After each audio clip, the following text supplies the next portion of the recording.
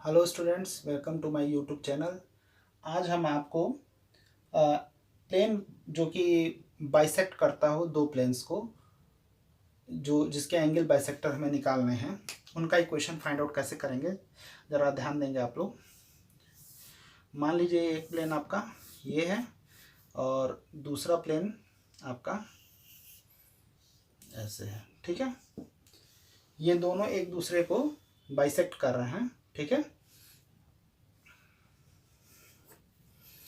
ये दोनों प्लेन एक दूसरे को बाइसेक्ट कर रहे हैं और हमें एक प्लेन चाहिए जो कि इसके एंगल्स के बाइसेक्टर से होकर के जाए। ओके, तो आप यहाँ पे देख सकते हैं कि ये दो प्लेन है। एक प्लेन ये ए है, एक प्लेन इसको मान लेते हैं ए, ये दूसरा प्लेन है आपका बी, ठीक है। इसका इक्वेशन ले लेते हैं A x plus B Y plus C Z plus D equal to 0। इस प्लेन का इक्वेशन ले लेते हैं A dash x plus B dash Y plus C dash Z plus D dash equal to 0, ठीक है। अब यहाँ पे आप देख सकते हो कि यहाँ दो सिचुएशन क्रिएट हो रही है कि अगर यहाँ से हम प्लेन लेकर के जाएं, ठीक है, और एक प्लेन ये हो सकता है दोनों के बाइसेक्टर से। ओके, एक प्लेन ये हो सकता है, ठीक है। एक प्लेन जो कि ऐसे ले लें, जिसको ऐसे जाएगा, और दूसरा प्लेन ये हो सकता है जो ऐसे जाए, ठीक है। ये इक्वेशन हमें फाइंड आउट करना है, ठीक है। अब देखिए कि अगर कोई पॉइंट यहाँ पे हम ले लेते हैं, ठीक है, इस पॉइंट को हम मान लेते हैं x1 y1 z1, ठीक है। तो जब हम इस पे परपेंडिकुलर ड्रॉप करेंगे, अगर वो एंगल के बाइसेक्टर पे होगा, यानी कि दो प्लेन जहाँ पे कट कर रहे हैं उनके बीच का एंगल, तो अगर आप देखें यहाँ पे ये और ये इस एंगल का क्या होना चाहिए, इस बाइसेक्टर पे ये पॉइंट होना चाहिए, ठीक है। तो यहाँ पे x1 y1 z1 जो पॉइंट है, ठीक है, जब हम इस प्लेन पे परपेंडिकुलर ड्रॉप करेंगे दोनों पे, तो ये डिस्टेंस जो है d1 और ये डिस्टेंस जो है d2, ये दोनों बराबर होना चाहिए, ठीक है। यानी कि लेंथ ऑफ परपेंडिकुलर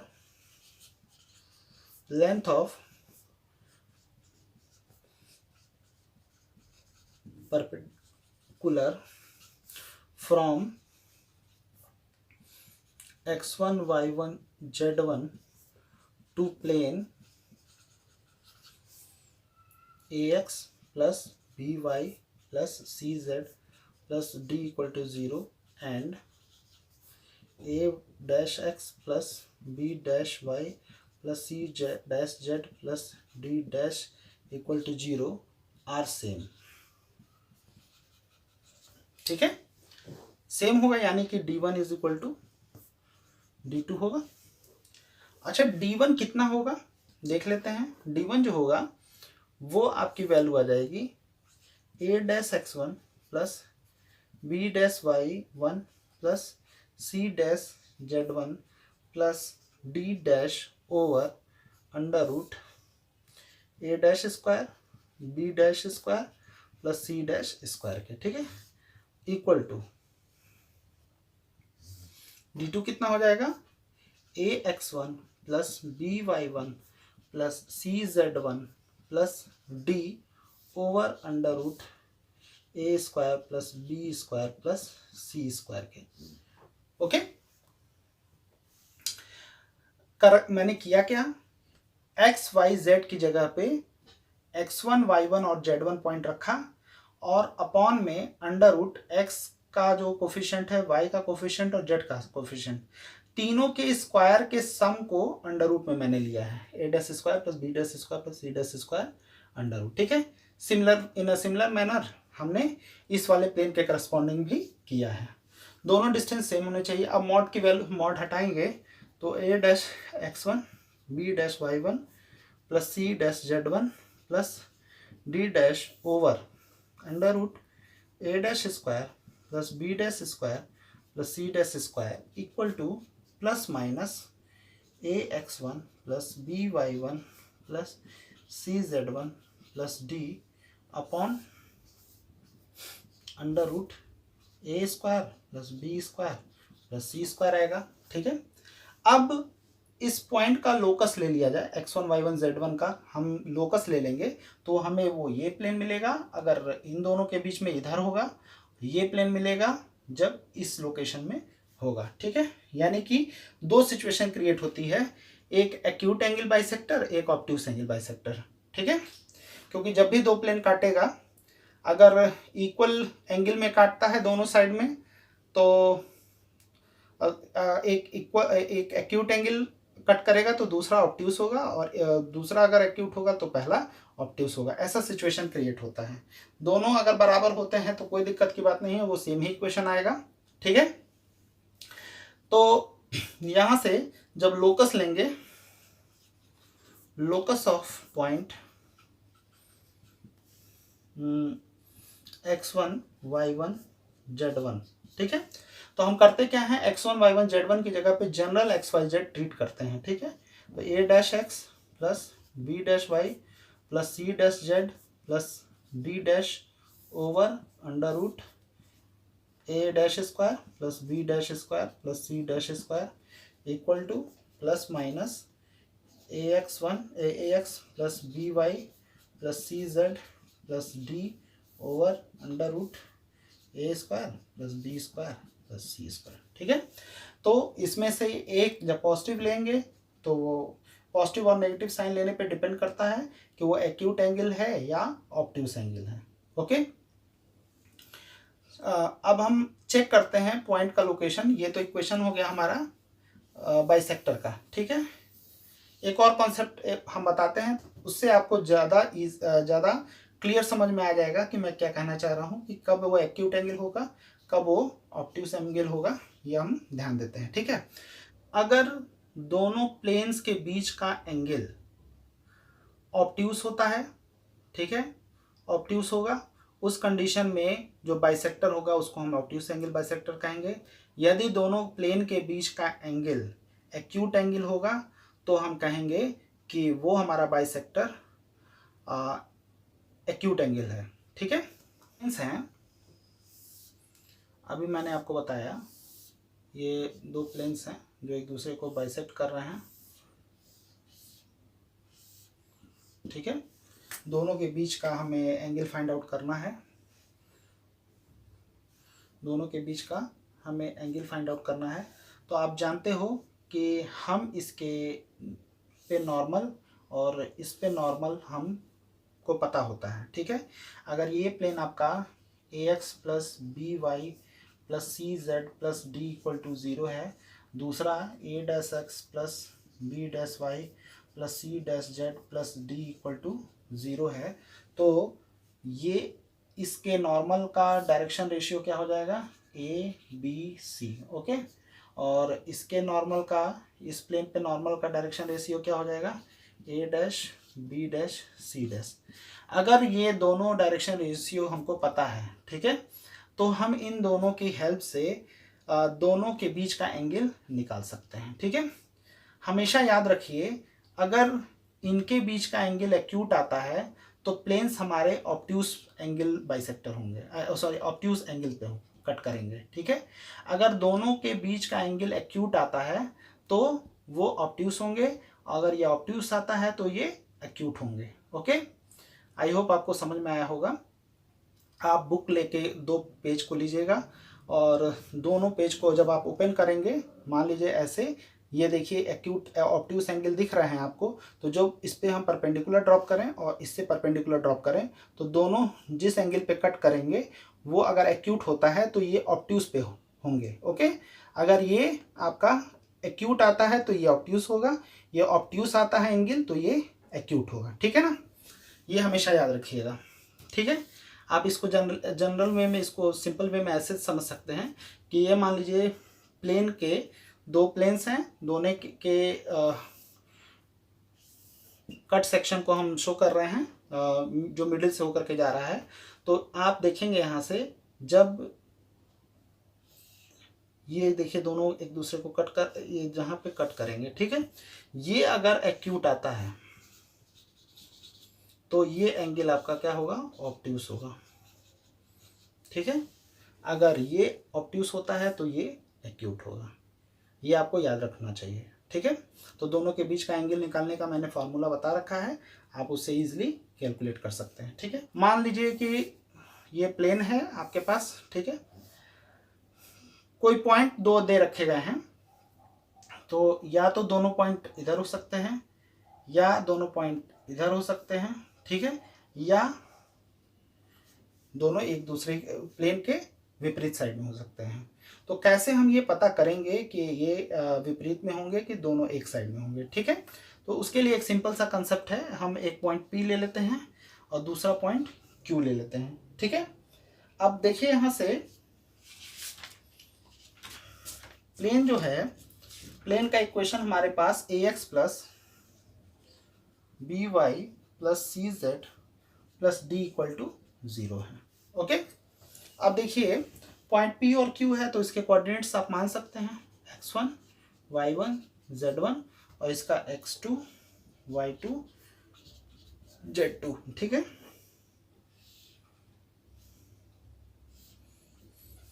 और ये आपका लाइन है। ठीक है, अब ये लाइन जो है इसको λ:1 के रेशियो में यदि डिवाइड करता होगा, ठीक है, तो इस पॉइंट को r मान लेते हैं, तो इसका r का कोऑर्डिनेट कितना हो जाएगा, तो r का कोऑर्डिनेट आपका हो जाएगा x1 plus lambda x2 over 1 plus lambda. Okay, y coordinate हो जाएगा y1 plus lambda y2 over 1 plus lambda. Okay, और z1 plus lambda z2 over 1 plus lambda हो जाएगा। ठीक है, ये दो पॉइंट्स दिए गए हैं P और Q, और एक पॉइंट R जो है उसको λ:1 के रेशियो में डिवाइड करता है। तो और ये अगर पॉइंट R इस प्लेन पे लाई करता है तो ये R पॉइंट इसको सेटिस्फाई करेगा। ओके, तो सेटिस्फाई करेगा, जिसका कोऑर्डिनेट क्या है, ये है, तो इसमें x y z की जगह पुट कर दें, तो क्या हो जाएगा आपका a, x की जगह आपका होगा x1 plus lambda x2 over 1 plus lambda. Okay, plus b y1 plus lambda y2 over 1 plus lambda. Okay, plus c z1 plus lambda z2 over 1 plus lambda plus d equals 0। I hope आपको समझ में आ रहा है। ठीक है, अब यहाँ से आपको लैम्डा की वैल्यू कैलकुलेट करनी है, आप कैलकुलेट कर भी सकते हैं। उसकी वैल्यू जो होगी, वो लैम्डा की वैल्यू जो आएगी वो आपका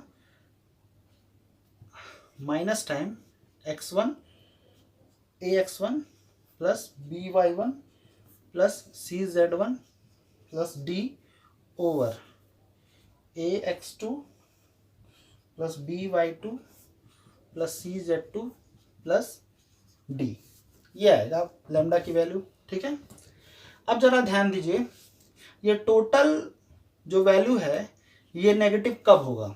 ठीक है, जब ये दोनों आपके सेम साइन में होंगे, चाहे वो पॉजिटिव हो, चाहे दोनों पॉजिटिव हो, चाहे दोनों नेगेटिव हो, इस सिचुएशन में लैम्डा की वैल्यू नेगेटिव आएगी। ओके, और जब ये ऑपोजिट होंगे, या ये प्लस ये माइनस या ये प्लस ये माइनस, इन दो सिचुएशन में इसकी वैल्यू प्लस हो जाएगी। ओके, तो अब देखिए, अगर दोनों पॉइंट एक ही साइड में है, ये Q भी P के ही साइड में है, तो डेफिनेटली इसकी वैल्यू क्या होगी, नेगेटिव होगी, क्योंकि दोनों ही पॉजिटिव आएंगे या दोनों ही नेगेटिव आएंगे। ओके, तो हम उससे कह सकते हैं कि P और Q सेम साइड में होंगे। यदि इसकी वैल्यू पॉजिटिव आ जाती है, कब आएगी, जब ये पॉजिटिव हो जाए ये नेगेटिव, या ये पॉजिटिव ये नेगेटिव। ओके, तो लैम्डा की वैल्यू डिपेंड किस पे करेगी, लैम्डा इज नेगेटिव कब होगा, दो सिचुएशन, पहला कि ax1 plus by1 plus cz1 plus d ax2 plus by2 cz2 plus d। ठीक है, ये दोनों पॉजिटिव रहें या ये दोनों नेगेटिव रहें, दोनों एक साथ होने चाहिए, या तो पॉजिटिव या तो नेगेटिव। ठीक है, उसको भी लिख लेते हैं, पॉजिटिव और नेगेटिव। ठीक है, बोथ यहाँ लिख लेते हैं बोथ, ठीक है, एक साथ होने चाहिए। दूसरा है lambda is positive. Lambda positive कब आएगा? जब आपका ax1 plus by1 plus cz1 plus d ax2 plus by2 plus cz2 plus d, ठीक है। तो पहला केस होगा केस 1, जब ये भी पॉजिटिव हो और ये नेगेटिव हो, ठीक है। ये पॉजिटिव होगा और ये नेगेटिव होगा, तो नेगेटिव नेगेटिव पॉजिटिव हो जाएगा, तो लैम्डा की वैल्यू पॉजिटिव हो जाएगी। केस 2, ये नेगेटिव हो जाए और ये पॉजिटिव हो जाएगा। अब देखिए पॉजिटिव और नेगेटिव हमको क्या बताता है।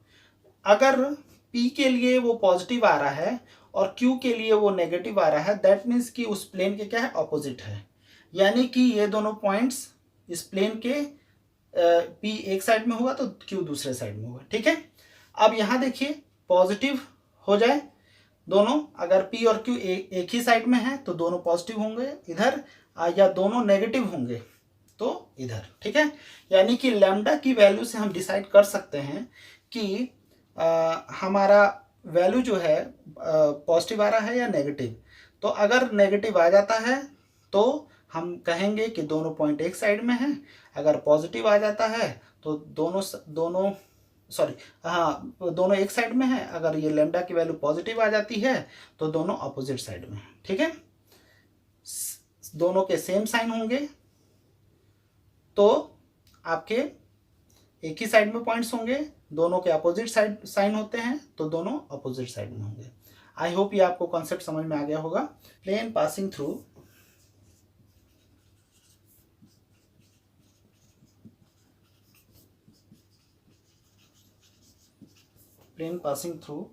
The intersection of two planes, ठीक है। तो दो प्लेन आपके हैं,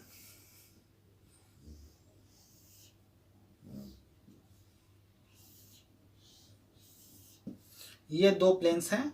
इन दोनों के इंटरसेक्शन से कितने प्लेन पास कर सकते हैं, ठीक है। अगर बुक के 2 पेज मान लें इसको, तो आप देखोगे कि इन्फानाइट मैनी प्लेन्स संभव हैं, ठीक है। इन्फानाइट मैनी प्लेन्स पॉसिबल हैं, ठीक है। तो उसका इक्वेशन कैसे हम निकालते हैं। अगर मान लीजिए एक प्लेन है ये आपका ax plus B Y plus C Z plus D equal to 0, और दूसरा है a dash x plus B dash Y plus C z dash Z plus D dash equal to 0। दो प्लेन हैं, तो दोनों से के इंटरसेक्शन से होकर के जाने वाले प्लेन का इक्वेशन क्या होगा, वो आपका ऐसे लिखेंगे हम, equation of plane passing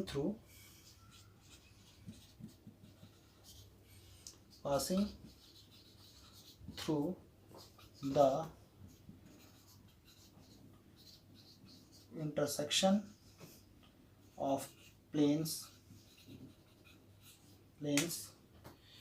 ax plus by plus cz plus d equal to 0 and a dash x plus B dash Y plus C dash Z plus D equal to 0, ठीक है। क्या होगा, is a x plus B Y plus C Z plus d plus lambda times a dash x plus B dash y c dash Z plus D equal to 0, ठीक है। तो on changing lambda we will get different equation of plane passing through the intersection of two plane, ठीक है। by different value of lambda we will get different equation of planes, ठीक है।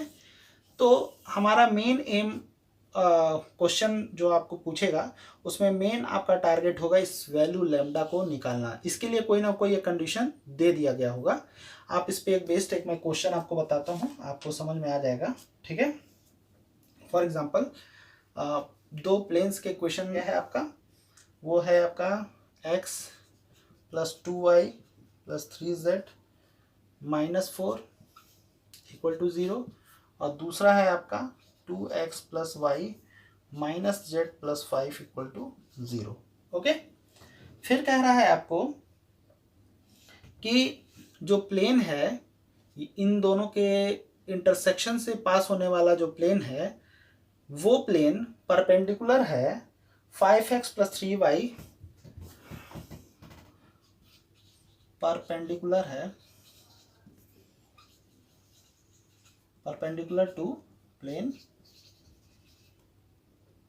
5x plus 3y plus 6z plus 8 equal to 0 के। Okay, तो इन दोनों plane से हो करके जाने वाला प्लेन का इक्वेशन जो कि इनके इंटरसेक्शन से जाता है, क्या लिख सकते हैं आप? x plus 2y plus 3z minus 4 plus lambda times 2x plus y minus z plus 5 equal to 0। Okay, तो जरा यहाँ से देख सकते हैं आप, इस इक्वेशन को ऐसे भी लिख सकते हैं 1 plus 2 lambda x plus 2 plus lambda y plus 3 minus lambda z और minus 4 plus 5 lambda equal to 0। Okay, ये आपका प्लेन हुआ जो दो प्लेन्स आपका है यहाँ पे x plus 2y plus 3z minus 4 equal to 0 के, और दूसरा ये प्लेन जो दे रखा है वो 2x plus y minus z plus 5 equal to 0 के। ठीक है, तो मान लीजिए जो प्लेन है वो आपका इस तरह से है। ठीक है, ठीक, और जो कि एक प्लेन है उसके क्या है? परपेंडिकुलर है। ये प्लेन दे रखा है आपका, ये 5x plus 3y plus 6z equal to plus 8 equal to 0 के। ओके, अच्छा अब आप यहाँ पे देखिए, ये तीनों जो है 1 प्लस 2 लैम्डा, 2 प्लस लैम्डा और 3 माइनस लैम्डा, ओके, ये तीनों ही इस जो रिक्वायर्ड प्लेन है उसके परपेंडिकुलर के डायरेक्शन रेशियो होंगे 1 plus 2 lambda comma 2 plus lambda comma 3 minus lambda. Okay, और ये प्लेन जो हुआ है उसके परपेंडिकुलर का डायरेक्शन रेशियो क्या होगा आपका? 5, 3, 6। ओके, अब देखिए यहाँ से दोनों एक दूसरे के क्या होंगे? परपेंडिकुलर होंगे। ठीक है, अगर परपेंडिकुलर हैं तो आपके पास कंडीशन आ जाएगा 5 into 1 plus 2 lambda, okay, plus 3 times 2 plus lambda, okay, plus 6 times 3 minus lambda equal to 0। अगर दोनों परपेंडिकुलर हैं तो दोनों के डॉट प्रोडक्ट्स क्या हो जाएंगे? 0 हो जाएंगे। ठीक है, तो यहां से हो जाएगा, यहां से हो जाएगा, सॉल्व करेंगे तो लैम्डा की वैल्यू -29/7। ओके, सॉल्व करके निकाल सकते हैं आप। अब ये लैम्डा की वैल्यू हम इस इक्वेशन में रख दें, इस इक्वेशन को अगर हम मान लेते हैं 1, तो putting the value of lambda in 1 we get जो इक्वेशन हमारा होगा उस वो आपका इसमें रख के देख लीजिए 1 प्लस 2 टाइम्स -29/7, ठीक है, x plus 2 plus -29/7 y plus 3 minus, तो ये प्लस 29/7 हो जाएगा, z plus -4 plus 5 times 29/7 equal to 0। तो इसको जब सॉल्व करेंगे तो 51x plus 15y plus -50z plus 173 equal to 0 आएगा। This is required equation of plane. यहाँ पे आपका मेन टारगेट होगा लैम्डा की वैल्यू निकालना, जो कि कोई ना कोई कंडीशन दिया रहेगा, उससे आप लोग इजीली फाइंड आउट कर सकते हैं। इसी के साथ आज का लेक्चर समाप्त करते हैं। कल इसमें और भी स्ट्रेट लाइन और आपके प्लेन पे कुछ और क्वेश्चंस को डिस्कस करेंगे कुछ कॉन्सेप्ट के साथ। Thank you. और आप लोग चैनल को ज़रूर सब्सक्राइब कर लें और नोटिफिकेशन बेल को ज़रूर प्रेस कर लें, ओके, जिससे आप लोगों को नोटिफिकेशन मिलता रहे। Thank you.